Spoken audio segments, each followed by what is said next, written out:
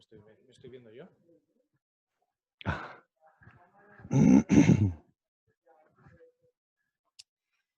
El Evangelio de Lucas, del capítulo primero.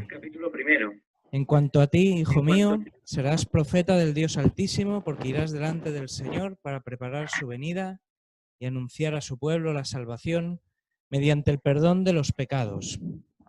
Y es que la misericordia entrañable de nuestro Dios nos trae de lo alto un nuevo amanecer, para llenar de luz a los que viven en oscuridad y sombra de muerte, para guiar nuestros pasos por el camino de la paz. Buenas tardes a todos, bienvenidos a otra sesión del Centro Ecuménico. Hoy nos acompaña el padre Marek Rakiewicz, sacerdote católico de la Congregación del Santísimo Redentor, profesor en la Universidad San Dámaso de Madrid. Ha realizado sus estudios en teología en su Polonia natal, en Madrid y en París, especializándose sobre todo en la patrología, campo al que ha dedicado buena parte de su docencia en varias universidades y centros de estudio. Y además es colaborador en la corresponsalía de la Radio Vaticana y en razón de este encargo ha acompañado al Santo Padre en varios de sus viajes. Su tarea académica está centrada, como hemos apuntado ya, en los padres, especialmente en los autores del ámbito sirio, y a través de esta herencia espiritual, su interés también ha alcanzado otros mundos del Oriente cristiano y de la Iglesia ortodoxa. El padre Marek nos va a presentar esta tarde un tema bellísimo, la Carta Apostólica Orientale Lumen, un regalo que hizo a la Iglesia su compatriota, el Papa San Juan Pablo II, y del que estamos celebrando los 25 años de aniversario. Se trata de una llamada de la Iglesia al corazón de cada cristiano, invitándonos a abrirnos al gran tesoro místico de las profundas tradiciones del Oriente cristiano que siempre sorprenden a quienes se acercan. Ojalá nuestra sesión de hoy sea para todos esta sorpresa de Dios. Le damos muchas gracias al padre Marek y le cedemos la palabra para que él nos introduzca en este gran regalo que es la Orientale Lumen. Muchas gracias, buenas tardes y un saludo muy cordial a los presentes aquí y también a los que están siguiendo este encuentro por Zoom. Me dicen que hay como 20 países. Pues nada, un saludo muy cordial. Efectivamente, celebramos pues un aniversario muy bonito, las bodas de plata de la Carta Orientale Lumen de Juan Pablo II, pero también nosotros, especialmente en Polonia, celebramos este año el centenario del nacimiento de Karol Wojtyła Juan Pablo II, que es un acontecimiento muy importante para todo el país, para la Iglesia. O sea, no solamente recordamos sus gestos, sus palabras, lo que ha hecho por la Iglesia de Polonia, pero al mismo tiempo queremos, digamos así, fijarnos en su mensaje que ha dejado a la iglesia, al mundo, a la Iglesia en general y en concreto a la Iglesia de Polonia. Y además también este año son 15 años ya desde su muerte, entonces son varios aniversarios muy bonitos. Y esta Carta Apostólica Orientale Lumen también me recuerda justamente los inicios de mi colaboración con Radio Vaticana, porque mi primer viaje y el último casi de Juan Pablo II pues hice con él. Y luego, claro, el Papa Benedicto y últimamente el Papa Francisco, pude estar con él pues en Egipto. Se oye poco. Se oye poco. Se oye muy poco. Muy poco.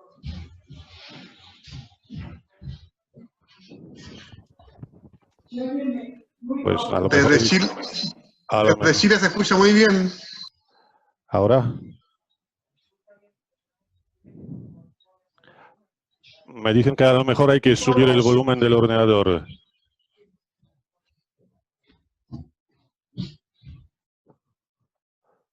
¿Sí? Bueno, pues con el Papa Francisco pude estar en Egipto, en Armenia, en Georgia, en Albania, y también pude asistir a estos encuentros suyos con los patriarcas, especialmente con el patriarca Kerekin II en Armenia, un país que ahora sufre pues una terrible guerra. Entonces también la cercanía, este cariño que siente el Papa Francisco por los armenios, por la Iglesia armenia, es algo único. Pues pasando ya directamente a la presentación de la Carta Apostólica, como nos decía nuestro director, nuestro padre espiritual, este año celebramos las bodas de plata de la Carta Encíclica Oriental Lumen de Juan Pablo II, publicada el 2 de mayo del año 1995. El origen del texto es el centenario de la Carta Apostólica Orientalium Dignitas Ecclesiarium de 1894, carta con la que el Papa León XIII pretendía mostrar dos cosas a la Iglesia latina: la importancia del desarrollo de las tradiciones orientales, por un lado, la finalidad para ilustrar mejor la nota de la catolicidad de la misma Iglesia.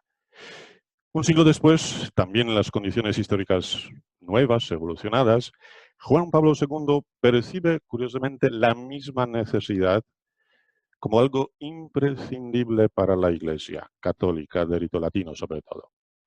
Y hoy, al recordar esta carta, creo que podríamos decir que después de los 25 años, las intuiciones del Papa Juan Pablo II siguen vigentes. Es decir, la invitación a conocer al Oriente cristiano, las tradiciones orientales, pues es algo que todavía tenemos que hacer, y menos mal que existen los centros ecuménicos como este para acercar estos mundos, especialmente en España, donde siempre por las razones históricas había como menos contacto.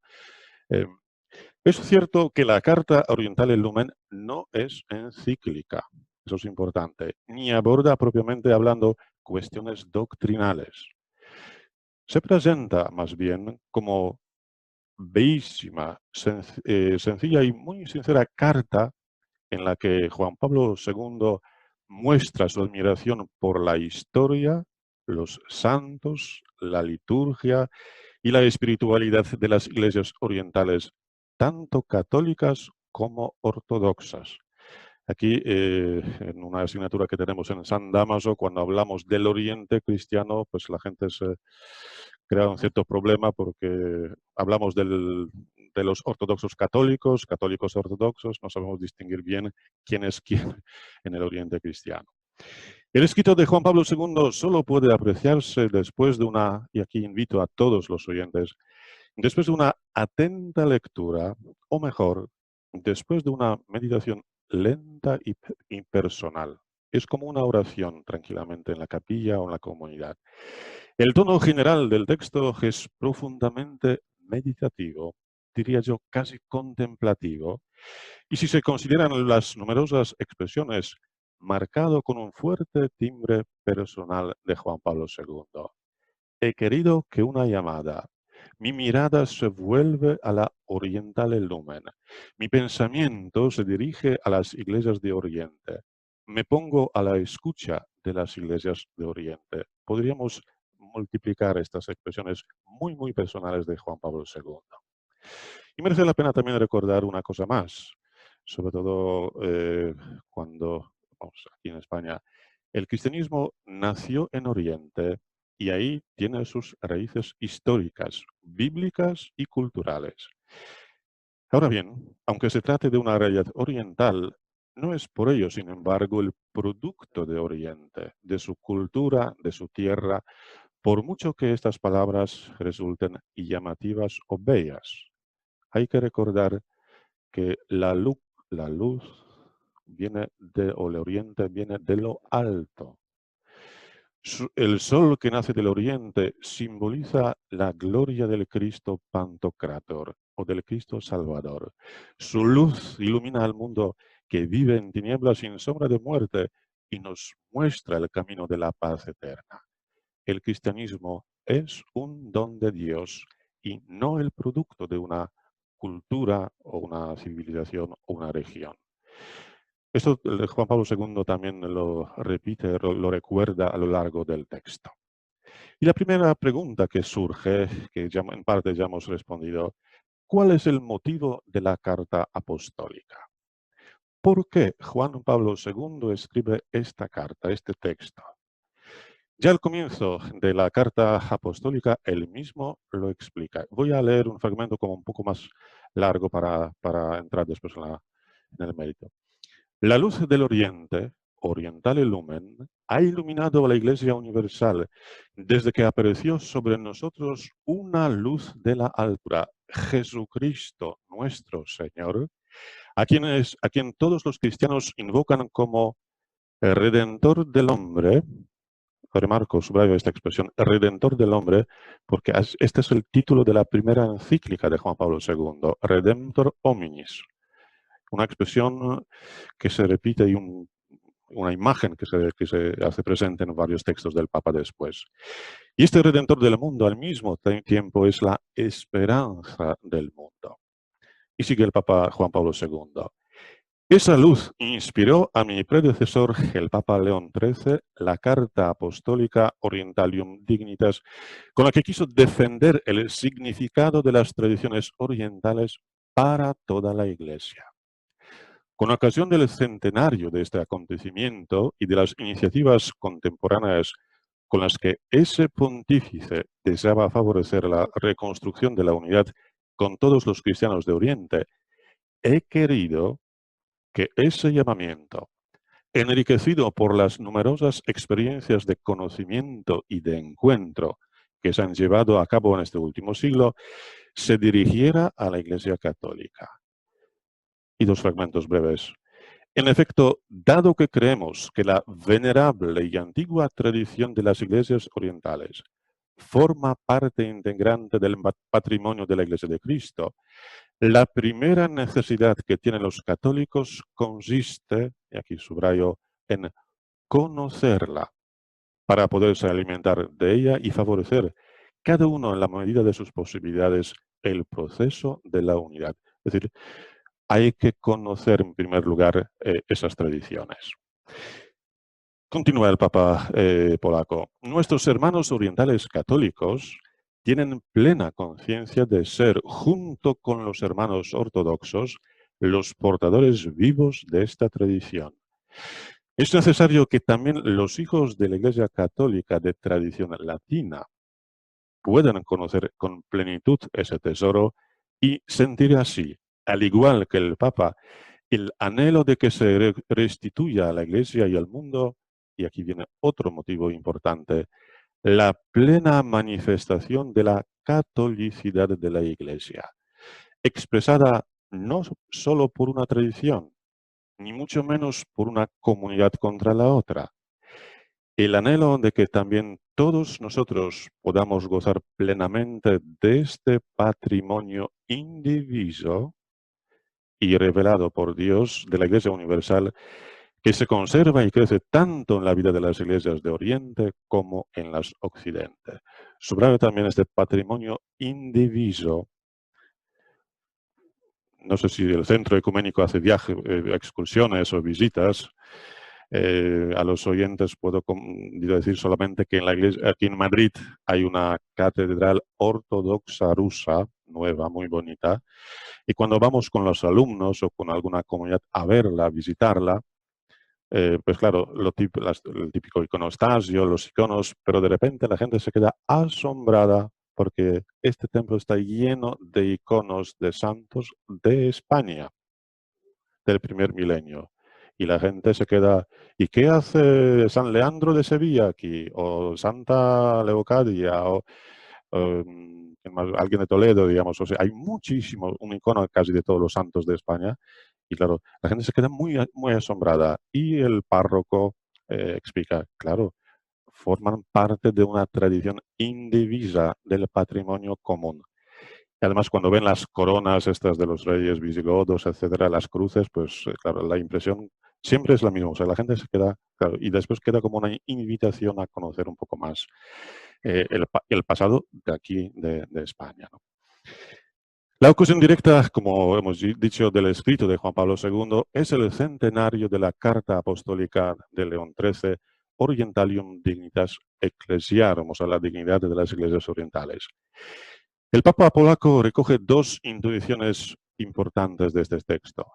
Hay que conocer las tradiciones orientales o mejor, para mostrar la catolicidad de la Iglesia, lo que significa el término católicos o Ecclesia Catholica en griego. El Oriente cristiano no es un apéndice o un museo del Occidente católico, sino que pertenece justamente a la más amplia cristiandad católica. La Iglesia Católica Latina ha de conocer y estudiar el Oriente cristiano. Pero, y aquí merece la pena recordar, aunque estando aquí en el Centro Ecuménico supongo que todo el mundo lo conoce ya, la Carta Apostólica de León XIII inicia una época muy interesante. Se observa el creciente afecto oriental, en expresión del obispo de Málaga, González Montes, ¿no? El afecto oriental de los papas desde León XIII, que va creciendo y se hace muy fuerte en Juan Pablo II, muy fuerte en Benedicto XVI y como muy vivo en Francisco. El hecho es que tras el Concilio Vaticano I, al cual no asistió ningún representante de la ortodoxia, León XIII dio un paso significativo justamente con su encíclica. Poco después, Benedicto XV, en su encíclica Principi Apostolorum Petro, declara, por ejemplo, a San Efrén, sirio, doctor de la Iglesia. Y merece la pena también dedicar una clase, una conferencia a este texto también, ¿no? O a San Efrén. Desde entonces comenzó un camino que ha llevado, entre otras cosas, a la creación de la Congregación para las Iglesias Orientales, 1917, a la institución del Pontificio Instituto Oriental por el mismo Papa Benedicto XV. Es decir, con todo lo que significaba en aquellos años no crear un instituto así. También en parte para salvar el patrimonio, por ejemplo, de las iglesias llamadas uniatas de Ucrania, por ejemplo, ¿no? Más tarde, ya en el año 1960, Juan XXIII instituye el Secretariado para la Unión de los Cristianos. Juan Pablo II, en tiempos ya casi recientes, promulga el Código de Cánones de las Iglesias Orientales para que, como dice, fuera conservada y promovida la especificidad del patrimonio oriental. El Papa Francisco últimamente ha retocado algunos cánones, ¿no? El cambio de clima se puso de manifiesto en la nutrida representación de observadores de las iglesias de Oriente, no católicas, digo, presentes en el Concilio Vaticano II. O sea, una cosa es la presencia de los orientales católicos y otra los observadores de otras. Momentos estelares de este acercamiento celebrado aquí por lo que me han dicho, por lo que me ha dicho mi hermano José Miguel, ha sido el encuentro en Tierra Santa entre Pablo VI y el patriarca Atenágoras de Constantinopla, y los celebrados con posteridad por sus sucesores, o el intercambio de delegaciones en la fiesta de San Andrés o la fiesta de San Pedro y San Pablo.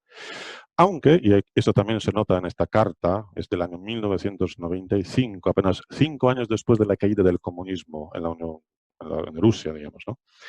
Pues se notan ciertas tensiones porque, en este caso, Juan Pablo II no solamente restaura las estructuras de la Iglesia Católica Latina, pero también las estructuras de la Iglesia Greco-Católica Bizantina, oficialmente desterrada y muy perseguida, no solamente en la época de los zares, pero sobre todo por Stalin. O sea, yo lo puedo contar porque aquí yo soy redentorista de la Congregación de los Redentoristas. En nuestra congregación hay 5 ritos diferentes católicos, ¿no? Orientales, ¿no?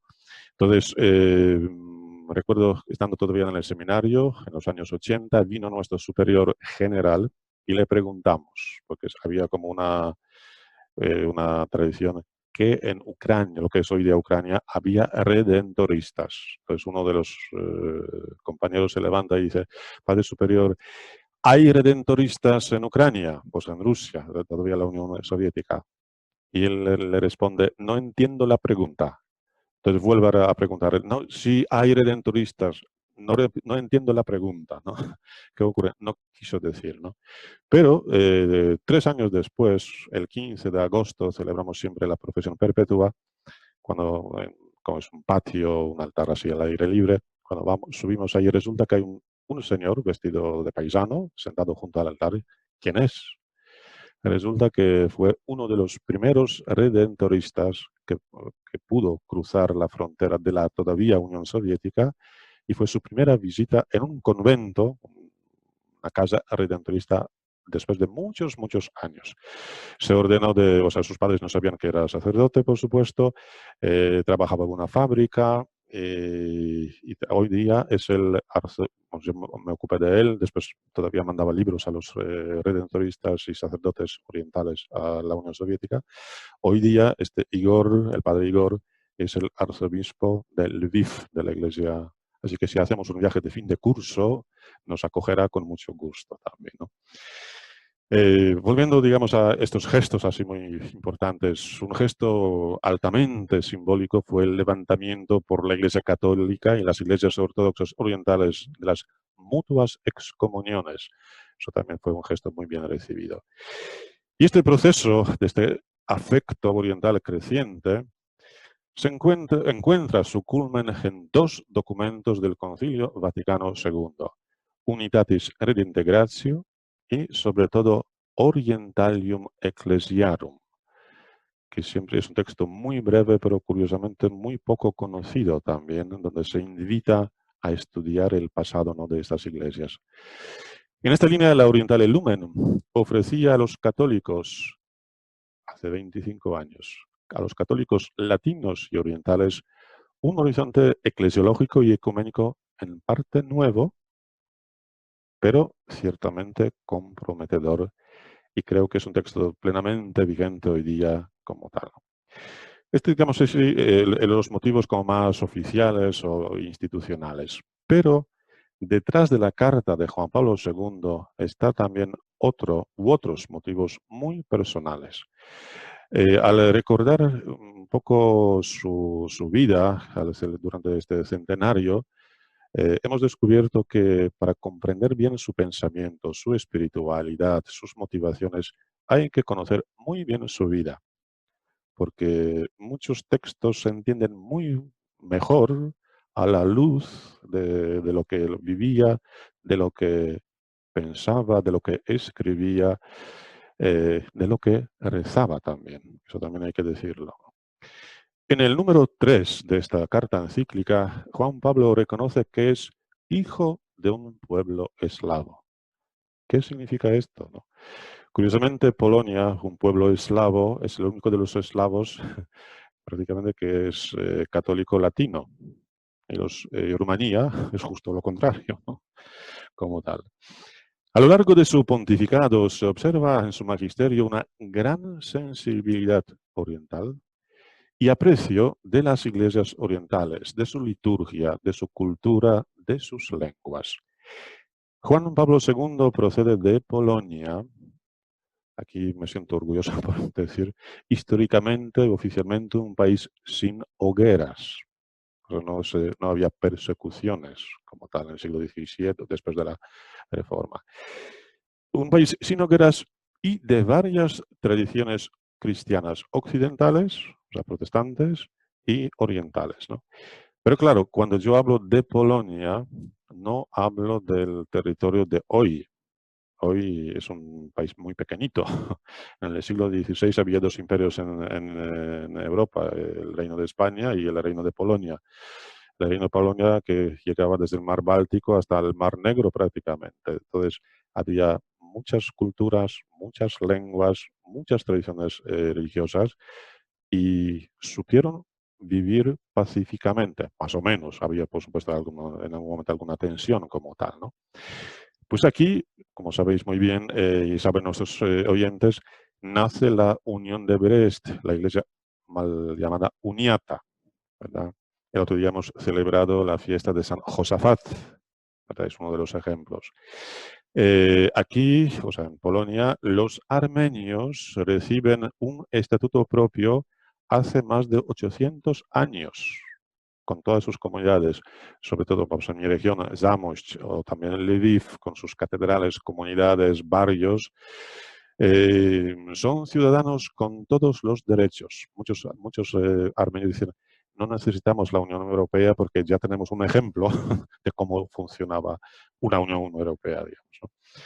En Polonia surge una comunidad católica armenia, es decir, no solamente nace la Unión greco-bizantina o eslava, sino también otra armenia. Los miembros de esta comunidad armenia pues ocupan cargos muy importantes. A finales del siglo XVIII, cuando nace el primer Ministerio de Educación en Europa, al frente ponen justamente a un armenio que prepara las gramáticas, etcétera, etcétera, ¿no? Varios obispos a lo largo de estos siglos, siglo XIX, XX, pues ocupaban cargos también muy importantes en el Parlamento o en las estructuras del Estado, ¿no? Es decir, la tradición armenia a un polaco resulta muy querida, muy querida. También cuando nace el Pontificio Instituto Oriental, pues en Polonia renace la Unión Bizantina Eslava.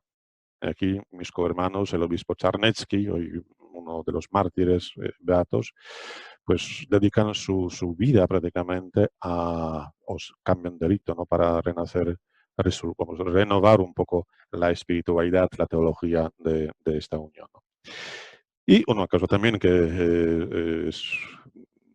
merece la pena recordar, en el Parlamento polaco se oyó la famosa frase, o sea, el rey tiene que ser católico, por supuesto, pero gritó uno de los importantes de la época, que me corten primero una mano antes de que sufra un ortodoxo. Entonces también es el aprecio, o vamos, sino la tolerancia o el reconocimiento de otras religiones o confesiones. Y estas tradiciones orientales están muy presentes en la cultura, en la música, en la pintura, en la literatura, en las costumbres. Por ejemplo, en Polonia, si vamos a hacer esta visita, si vamos a la catedral ortodoxa rusa, la gente o la greco-católica ucraniana aquí en Madrid, la gente se fija, ¿por qué se santiguan tantas veces? ¿Verdad? Es una cosa que llama la atención. Pero claro, es una costumbre que viene también del Oriente bizantino. Siempre cuando suena el nombre de la Trinidad, del Padre, del Hijo, del Espíritu Santo, me santiguo y me inclino sobre un acto de adoración, de reverencia como tal. O por ejemplo, cuando celebramos el Pentecostés, el color que predomina normalmente es el rojo. Pero si nosotros vamos al Pentecostés bizantino, el color que prevalece es el verde, es la vida como tal. Y en nuestra parte, como Polonia o Ucrania, en las casas católicas, el día del Pentecostés, adornamos nuestras casas con pequeñas ramitas verdes.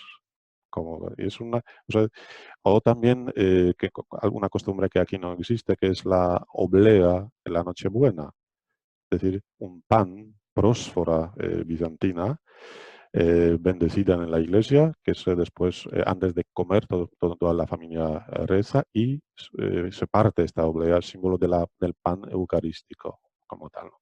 De la unión. O sea, igual que nadie puede comulgar con un corazón, digamos, dividido o lleno de odio, yo no puedo partir la oblea con alguien si siento odio hacia esta persona, ¿no? Entonces, son cosas, estas, claro, la convivencia de esas tradiciones, de esas iglesias, pues enriquece a todo el mundo, ¿no? Y esta riqueza se refleja muy bien en varias ciudades de Polonia, de Lituania, de Ucrania, por ejemplo, en Lublin, en Polonia, Przemyśl, pero sobre todo, si hablamos de Karol Wojtyła, de Juan Pablo II, se refleja también en Cracovia. Basta entrar en la bellísima iglesia de Santa María en la Plaza Mayor de Cracovia para percibir el encuentro entre el occidente latino y el oriente cristiano.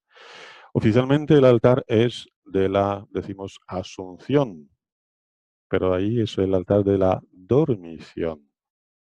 Y uno se queda asombrado, ¿verdad? ¿Por qué la dormición cuando es una tradición también bizantina oriental? O si estamos en España, cuando uno ve el precioso misterio de Elche, y reconoce sus orígenes orientales, dice, ¿y cómo ha llegado este misterio de Elche a España? Y es una joya, por supuesto, patrimonio también de la humanidad. Como profesor, obispo y cardenal, Wojtyła subrayaba la necesidad de conocer, como dirá después, el pulmón oriental, pues la Iglesia universal necesita respirar con sus dos pulmones. Como papa, dedica varios números a la tradición iconográfica oriental de la Madre de Dios en la famosa encíclica también muy bella, Redemptoris Mater.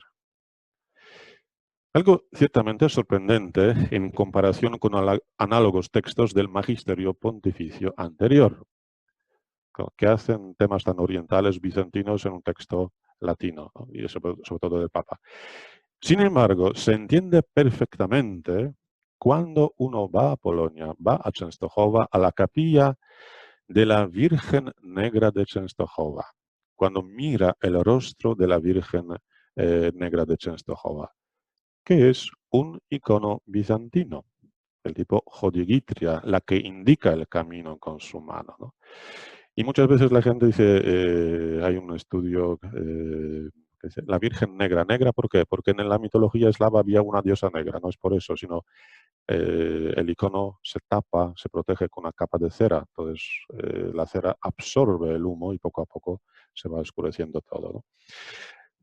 Hablo del santuario más conocido, pero si nosotros vamos a cualquier parroquia polaca, cualquier iglesia polaca, vemos miles de los iconos marianos, que son Eleusis, o sea, la Virgen de la Ternura, Jodigitria, la que indica el camino, o sea, iconos así clásicos o tipos clásicos.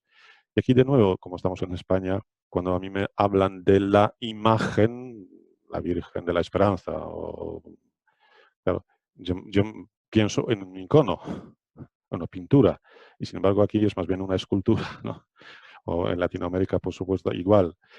Sin embargo, para nosotros ver una escultura no es frecuente. Normalmente es un icono de la Madre de Dios o de Jesucristo, sobre todo.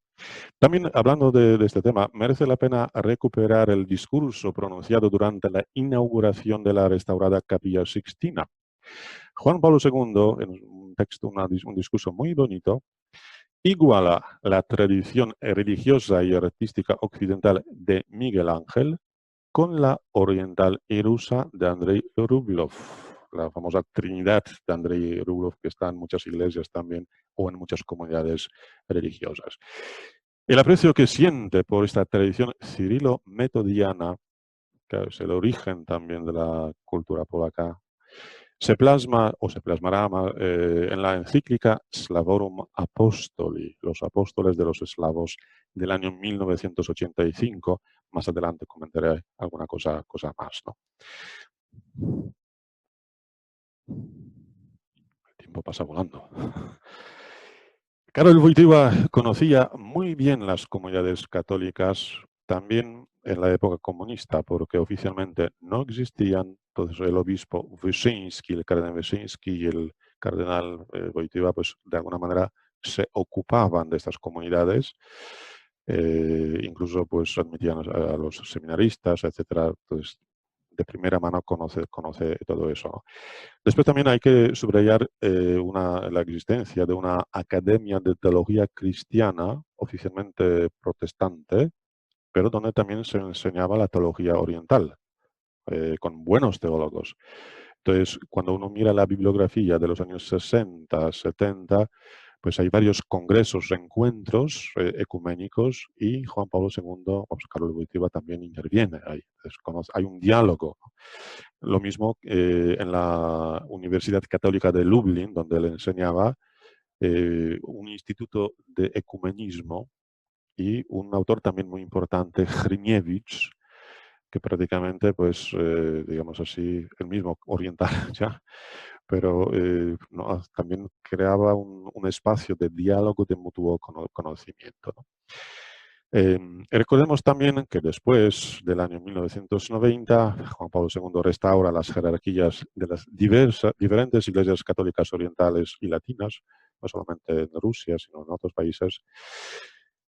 promulga el Códice de Cánones de las Iglesias Orientales, pero también, eso cuando estamos hablando de las tradiciones siriacas, ¿no?, recomienda a los siro-malabares y a los siro-malancares hacer un estudio profundo para volver a sus verdaderas raíces, para volver a sus fuentes, ¿no? O sea, digamos así, quitar estos elementos latinos que han sido impuestos o han penetrado un poco. Lo mismo ocurrió con los bizantinos greco-católicos de Ucrania, ¿no? Durante su visita al Pontificio Instituto Oriental en 1993, después de un discurso oficial, Juan Pablo II añade, de manera muy espontánea, tal como fue él: debo añadir que también yo soy un poco un discípulo oculto, clandestino de este instituto, al menos de algunos profesores de este instituto que me han ayudado a leer y analizar los textos de los grandes escritores orientales, griegos y rusos. Y tengo que decir que soy igualmente un discípulo no tan desprevenido, porque no solo escucho sí, pero sobre todo hago preguntas y muy agudas. Eso lo hacía siempre, ¿no? Y uno de estos profesores fue el padre Spidlik. Nuestro director lo conoce muy bien, ¿verdad? El padre Spidlik predicó en una ocasión los retiros, esos ejercicios en el Vaticano, y al final Juan Pablo II, agradeciéndole, dice lo siguiente: el padre Spidlik nos ha puesto un poco al día hablándonos de temas posiblemente menos tratados entre nosotros, hablándonos de la espiritualidad oriental, bizantina y rusa. Todo estaba lleno de citas, de referencias a aquellos padres, a aquellos escritores de la lejana época del primer milenio, pero también de nuestros tiempos, hasta Solovyov, que quizá ha sido el más citado durante este retiro, ¿no? Es decir, Juan Pablo II, hay que recordar también que es un actor en su momento, fue un actor que estudiaba la literatura polaca, pues conocía, por supuesto, también la literatura rusa. Y como papa, eh, dice lo siguiente: se le agradecemos también en nombre de nuestra buena voluntad ecuménica.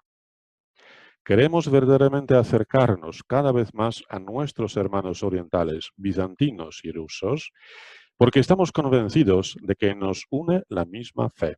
Somos dos tradiciones muy ricas y muy útiles para la Iglesia, pero es la misma fe. Y otro elemento que también aparece al comienzo casi de esta carta oriental el Lumen, claro, el tercer milenio estaba muy cerca. Entonces el Papa Juan Pablo II estaba preparando a los cristianos, a la Iglesia, para este acontecimiento, y pone de manifiesto que las iglesias de Oriente y Occidente, justamente por este acontecimiento o a causa de este acontecimiento, están llamadas a concentrarse en lo esencial. Y aquí la pregunta sería: ¿qué es lo esencial? 1995, con todo lo que pasó en los últimos 20 años de este tercer milenio, ya creo que sabemos, cuando uno veía las fotos de las reuniones de los obispos católicos y no católicos en Siria durante la guerra, ahí no se hablaba del ecumenismo en teoría, sino en una habitación muy pequeñita, los grandes patriarcas sentados en el suelo discutiendo cómo podían ayudarse mutuamente, ¿no? Esto era lo esencial, prácticamente. Nos une la fe, la misma fe en Jesucristo. La carta encíclica oriental, el Lumen, se divide como en dos partes, ¿no? La primera parte es conocer el Oriente cristiano. Y aquí hay como tres consejos o tres invitaciones. Juan Pablo II, en primer lugar, pide a todos los que se acercan al cristianismo oriental ponerse a la escucha, sin prejuicios. Y voy a leer un fragmento. Mi pensamiento se dirige al patrimonio cristiano de Oriente. No pretendo describirlo ni interpretarlo. Me pongo a la escucha de las iglesias de Oriente, que sé que son intérpretes vivas del tesoro tradicional conservado por ellas. Al contemplarlo, vienen a mi mente elementos de gran significado para una comprensión más plena e íntegra de la experiencia cristiana, y por tanto, para dar una respuesta cristiana más completa a las expectativas de los hombres y las mujeres de hoy. En efecto, con respecto a cualquier otra cultura, el Oriente cristiano desempeña un papel único y privilegiado por ser el marco original de la Iglesia primitiva. Quiero aquí acercarme con respeto y reverencia, eso se nota aquí el espíritu y el corazón de Juan Pablo II, con respeto y reverencia al acto de adoración que expresan esas iglesias, sin tratar de detenerme en algún punto teológico específico surgido a lo largo de los siglos en oposición polémica durante el debate entre occidentales y orientales. Y aquí, si podemos, he preparado un pequeño PowerPoint, si podemos poner la primera parte, es un pequeño examen, porque claro, tenemos que conocernos. Aquí pongo unidad en diversidad.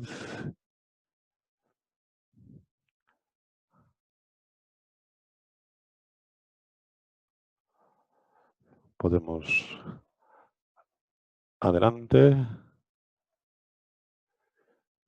Otro clic y sonará una música.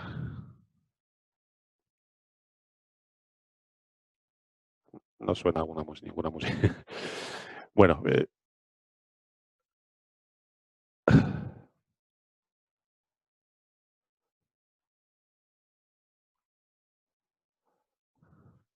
no suena. Si hacemos la presentación, ponemos como el modo de presentación.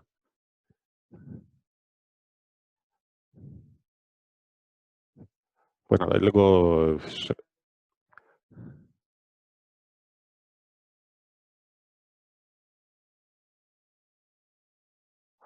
si no mandamos después por correo y por email. Y ahí suena. Bueno, aquí la famosa Hagia Sofía, hoy día mezquita ya, la madre de la tradición bizantina. Podemos seguir. Un poco más. Claro, conocer, pero ¿a quién? Suenan muchos de estos nombres en los medios: maronitas, coptos, ortodoxos, caldeos, melquitas, cristianos tehuajedo, Etiopía, armenios. ¿Quiénes son? ¿Cuál es su historia, su cultura, su credo? ¿Cómo celebran la Eucaristía? ¿Verdad? Y la pregunta más importante, entre estos nombres, ¿quiénes son los ortodoxos y quiénes son los católicos orientales?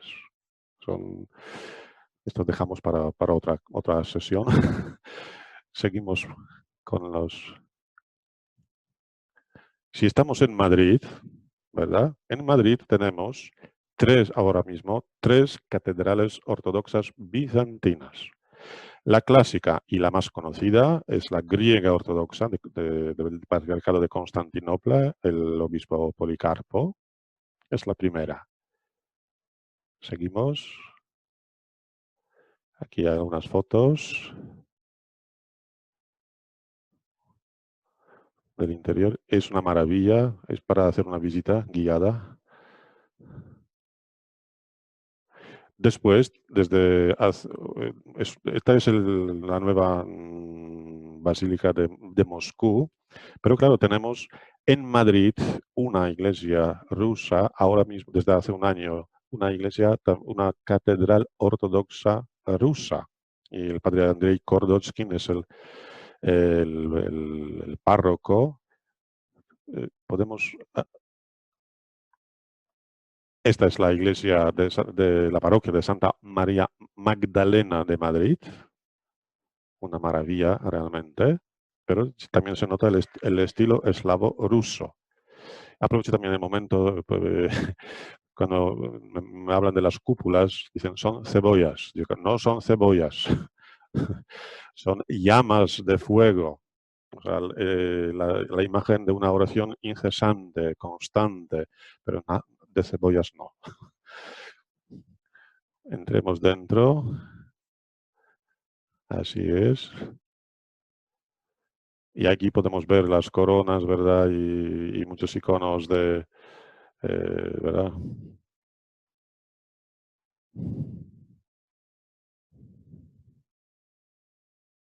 Seguimos.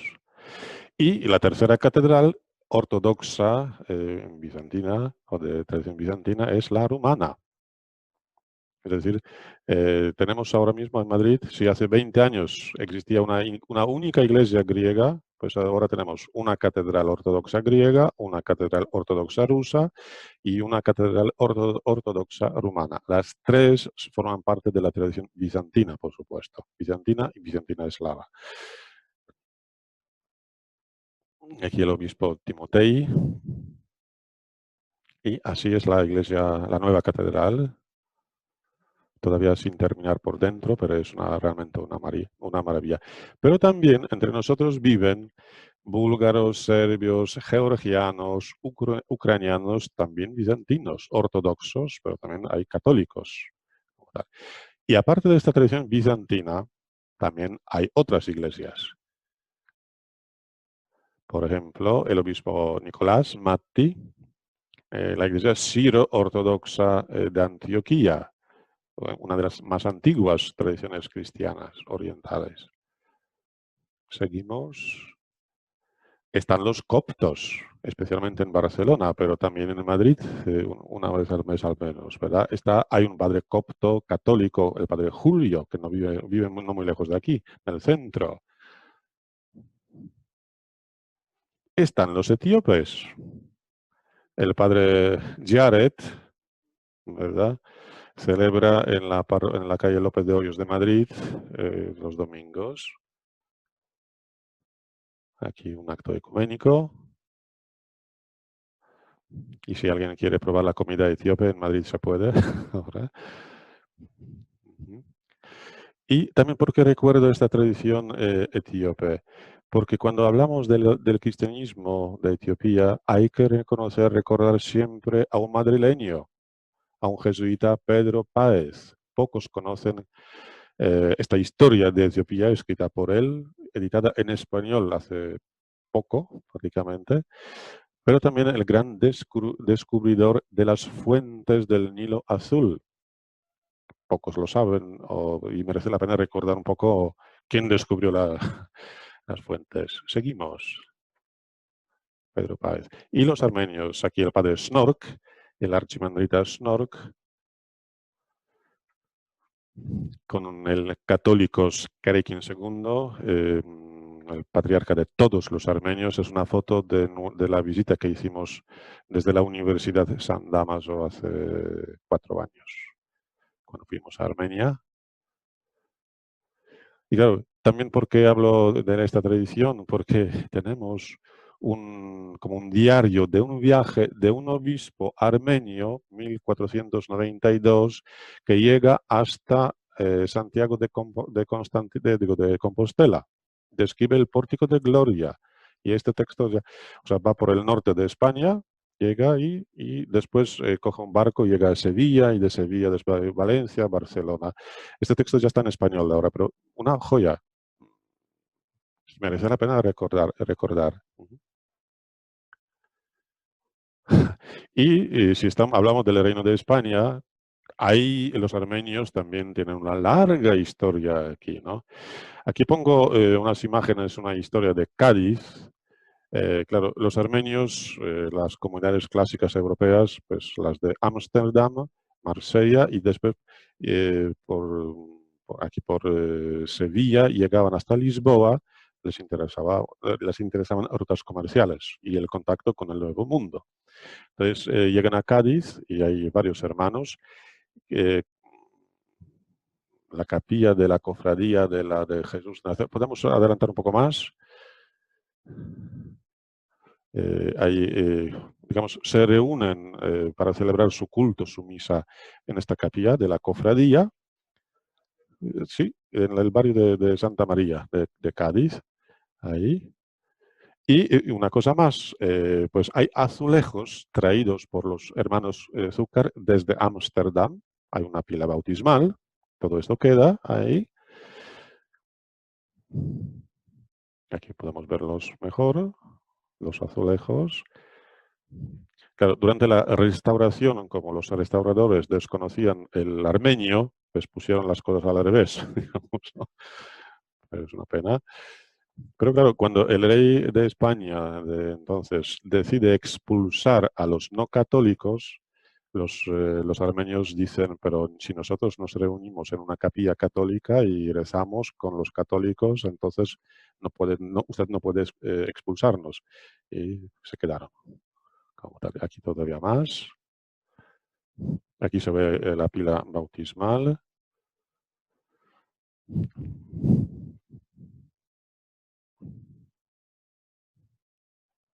Bueno, aquí paramos de momento. Claro, no tenemos la música, pues no podemos disfrutar de esta presentación. Entonces, claro, primero tenemos que saber dónde están y quiénes son estos miembros de estas distintas iglesias orientales. En España, su presencia ha crecido en los últimos años con la inmigración, pero las tradiciones orientales están muy presentes en Argentina, en Brasil, en Bolivia, en México, Estados Unidos, por supuesto. Son comunidades muy vivas, muy dinámicas. Los estudios de la literatura armenia, pues en Argentina o las traducciones que hacen son muy bonitas y muy importantes, ¿no? Entonces, primero hay que conocer, nos ponemos a la escucha de las iglesias de Oriente, pero sin prejuicio, como dice el Papa Juan Pablo II. Primero tenemos que conocernos, vernos, conocernos, sentarnos y tomar un té. Un té o un licor o un zumo, hablando, escuchándonos, compartiendo el tiempo. Solamente como un consejo práctico, si un etíope os invita a tomar un té, con mucho cuidado porque eso dura 2 horas. Un té tranquilo. Toda la ceremonia, que es muy bonita, preciosa, pero hay que estar prevenido. Si alguien tiene prisa y un café rapidito, ni imposible, ¿no? Pues esta escucha atenta y contemplativa permite descubrir, y aquí viene otra expresión muy querida, muy valiosa de esta carta apostólica, para descubrir una experiencia de fe en una diferente sensibilidad. Podemos profesar la misma fe de manera diferente. O sea, la unidad no significa uniformismo. O sea, no hacemos todos lo mismo por todas partes. El Oriente cristiano se muestra multiforme en su interior, capaz de asumir los rasgos característicos de cada cultura y con sumo respeto a cada comunidad particular.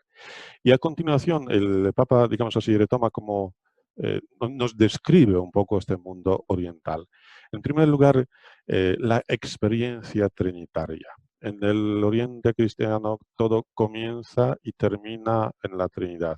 Es antiguo, incluso cómo junto los dedos, cómo me inclino, etcétera, cómo salgo del templo y especialmente cuando suena el nombre del Padre, del Hijo, del Espíritu Santo, es la Trinidad. Cuando canto el Trisagio, 3 veces el Santo, Santo, Santo, es la Trinidad. Entonces, esta dimensión trinitaria está como muy viva, muy dinámica, ¿no? Por el poder del Espíritu que habita en el hombre, también la deificación, o sea, nuestro camino hacia la Trinidad, comienza ya en la tierra y la criatura es transfigurada o el hombre es transfigurado y se inaugura el reino de Dios. Y aquí suena otro término que es importante, que es la divinización. Me asemejo, el cristiano se asemeja nada menos que el redentor del hombre. Les gusta a los orientales repetir una frase que aquí nuestro padre director seguramente conoce muy bien, que los orígenes están en San Ireneo. Dios ha llegado a ser hombre para que el hombre pueda llegar a ser Dios, ¿no? Una frase muy querida por los padres capadocios y de nuevo la importancia de la tradición, de la teología, de la espiritualidad de los llamados padres capadocios para la teología trinitaria, para la cristología, para todo prácticamente, ¿no? Y aquí, digamos, el modelo, el paradigma de un hombre transfigurado, de un hombre nuevo, es la Theotokos, la Madre de Dios. En español hablamos de la Virgen. El Oriente cristiano habla siempre de la Madre de Dios, la Theotokos. la Theotokos. Y claro, los obispos suelen llevar como un icono en el pecho que se llama Panagion, que es el Espíritu Santo es Panagion, todo santo. La Virgen es Panagia, toda santa. Pero justamente la Virgen es o la Madre de Dios es la mejor imagen, el mejor icono del Espíritu Santo. Es el fruto de las obras, vamos, de las manos del Espíritu Santo. Ella se convierte en pneumatófora, portadora del Espíritu Santo, y cada uno de los cristianos, cada uno de los bautizados está llamado a ser eso, pneumatóforo, portador del Espíritu Santo, ¿no?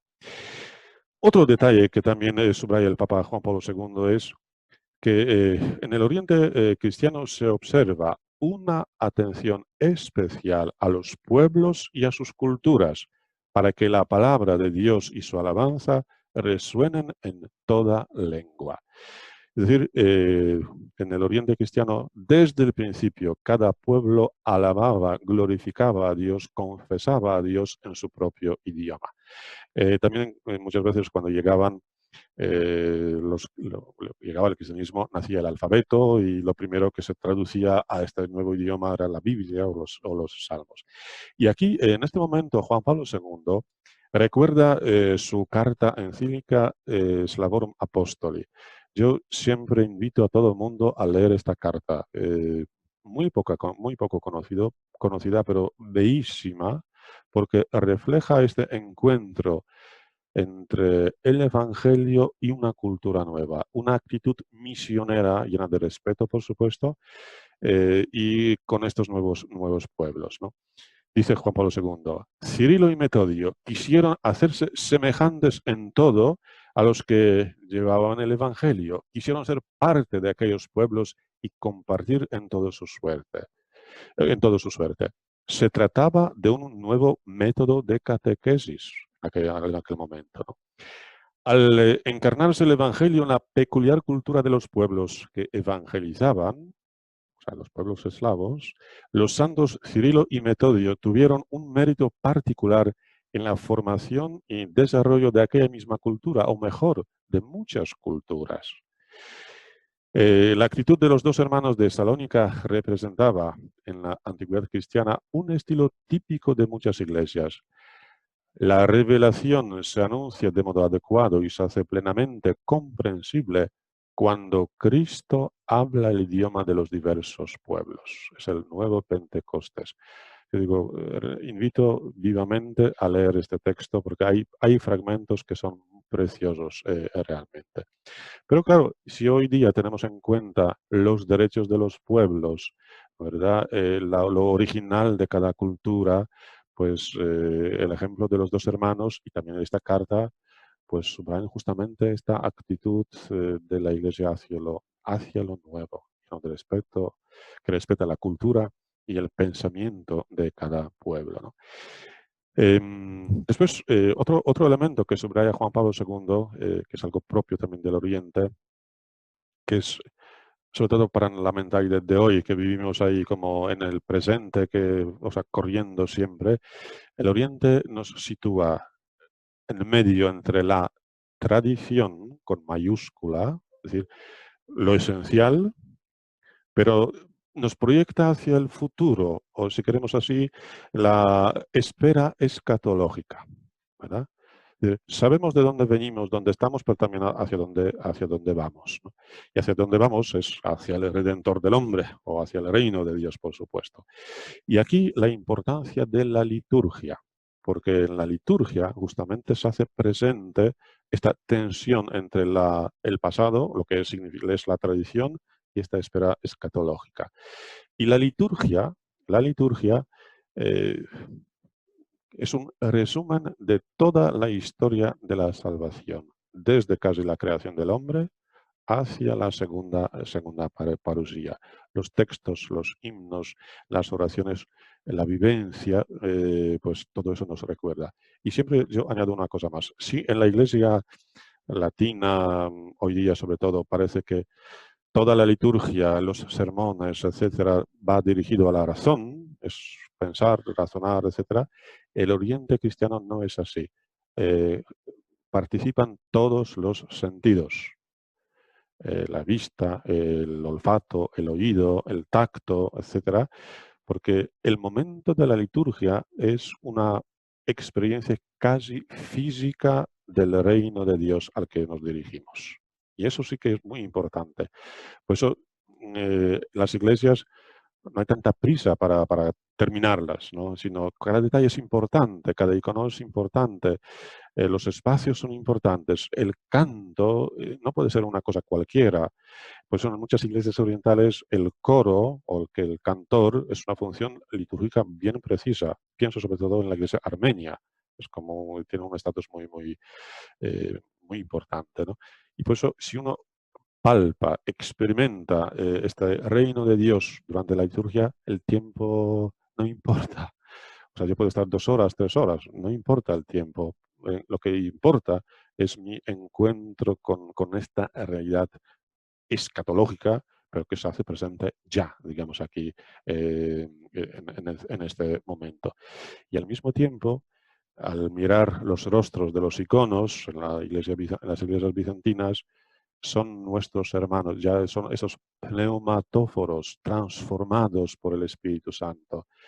Al salir de este templo nos convertimos nosotros, y también lo subraya Juan Pablo II, nos transformamos en testigos de este reino de Dios. O es una invitación, un envío para serlo. Y una cosa que llama mucho la atención en esta carta Orientale Lumen, el Papa dedica una parte muy importante, bastante larga, al monacato, monaquismo. Nosotros, y además lo dice, en Oriente el monaquismo ha conservado una gran unidad y no ha conocido como en Occidente la formación de los distintos tipos de vida apostólica. O sea, miles de congregaciones, ¿no? El Oriente es un estado, o sea, hay como 2 caminos hacia la santidad, el matrimonio y después el monacato. Cada uno con su vida particular, pero los 2 llevan, ¿no? Entonces, y además, en Oriente el monaquismo no se ha contemplado solo como una condición aparte, propia de una clase de cristianos, sino sobre todo como punto de referencia para todos los bautizados, ¿no? O sea, la santidad no queda reservada para un grupito, o perfecte caritatis, como dice, ¿verdad? Eso no hay más. Y aquí son muy importantes justamente los monasterios. En los monasterios, donde la liturgia es muy importante, hay que cuidarla, por supuesto, la vida comunitaria también es muy importante, la oración, pero dice Juan Pablo II, el monasterio es el lugar profético en que la creación se transforma en alabanza de Dios y el mandamiento de la caridad, vivida en la práctica, se convierte en ideal de convivencia humana y donde el ser humano busca a Dios sin barreras e impedimentos, transformándose en referencia para todos, llevándolos en el corazón y ayudándoles a buscar a Dios. Y aquí Juan Pablo II sobre todo subraya 2 aspectos. La palabra de Dios es el punto de partida del monje y debería serlo para todo cristiano. O sea, el monje se alimenta con esta palabra, la devora, la mastica. Ahí está su punto de partida y su vida. Pero para terminar después esta experiencia orante en la Eucaristía. O sea, yo como y bebo la carne y sangre de Cristo. Es decir, la unión entre las 2 realidades como tal, ¿no? Bueno, aquí podemos saltar un poquitín.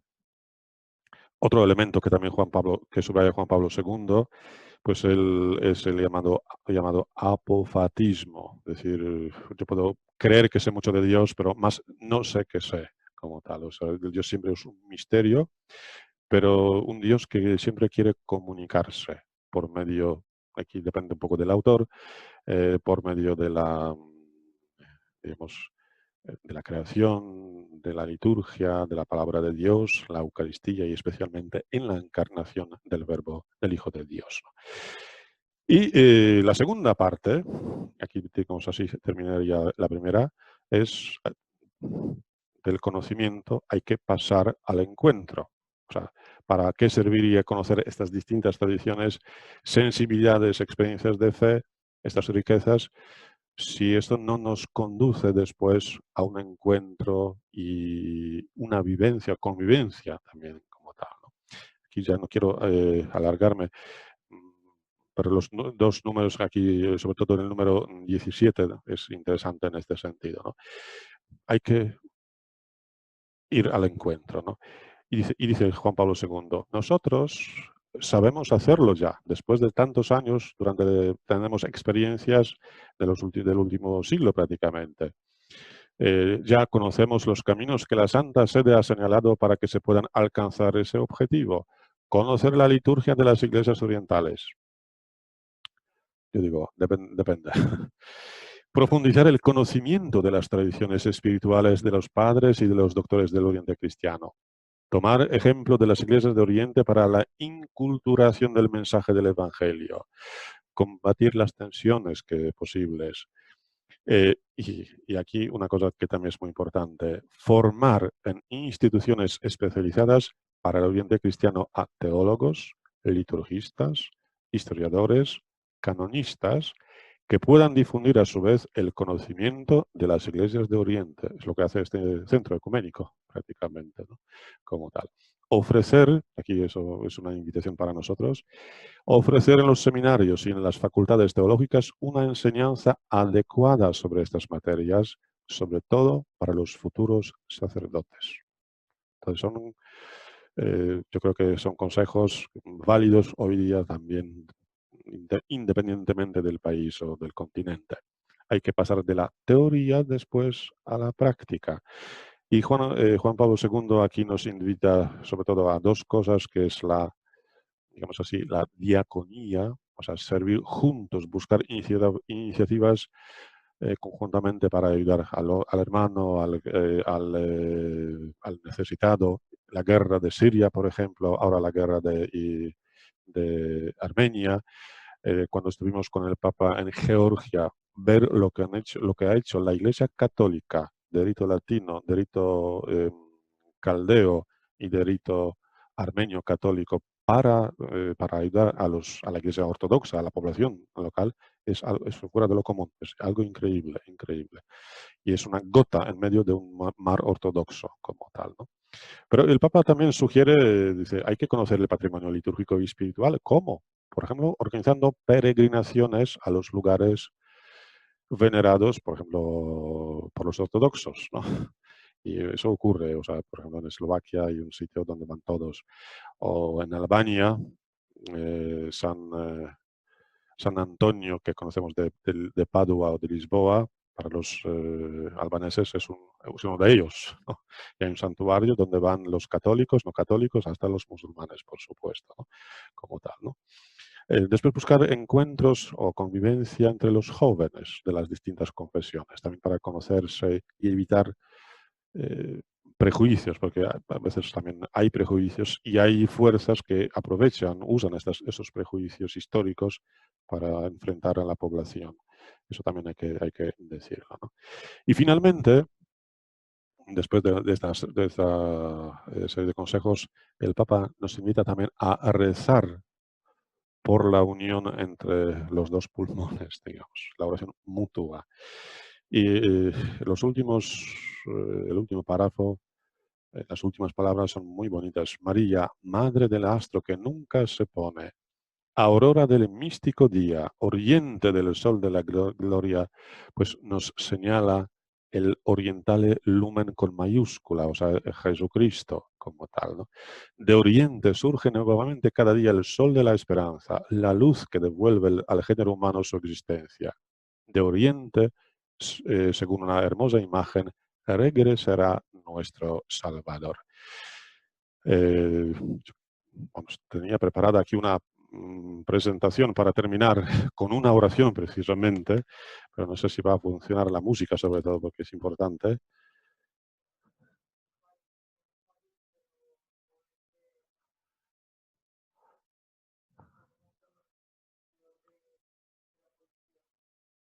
Vaya.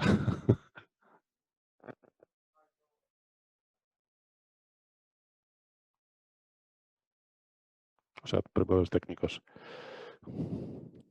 Bueno, después lo podemos mandar por correo, por email, porque es una pequeña presentación, una experiencia palpable, física, digamos, de lo que es un templo bizantino y una liturgia bizantina.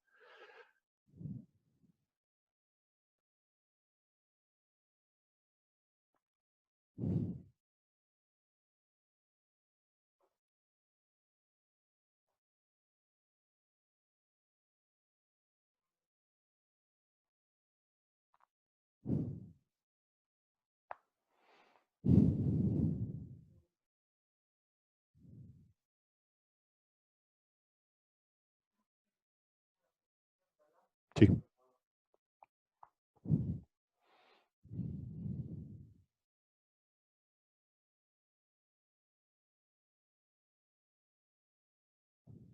De ahí, un poco más arriba, más arriba, más arriba, más arriba, más... las azules. Eso.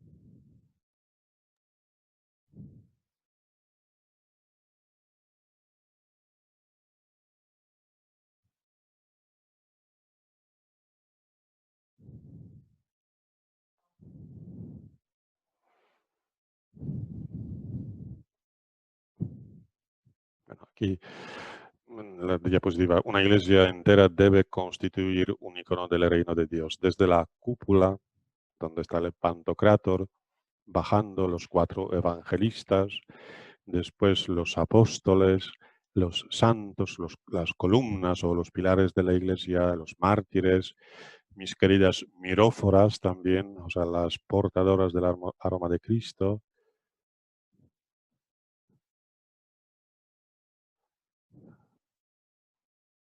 Sí. Podemos continuar. Claro, y viendo todo esto, lo que nos rodea, lo que estamos celebrando, el Oriente Cristiano nos enseña una cosa más, la importancia del misterio. Y ante el misterio, pues nos queda una actitud de adoración, un canto de alabanza y un silencio contemplativo. Y ahora veremos a ver si nos deja el... Esto ahora va solo, pero...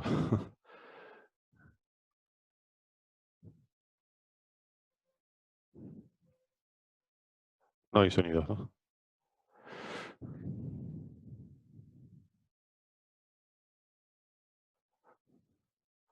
Bueno, pues aquí viendo estas imágenes, digamos así, van a cambiar. Van cambiando.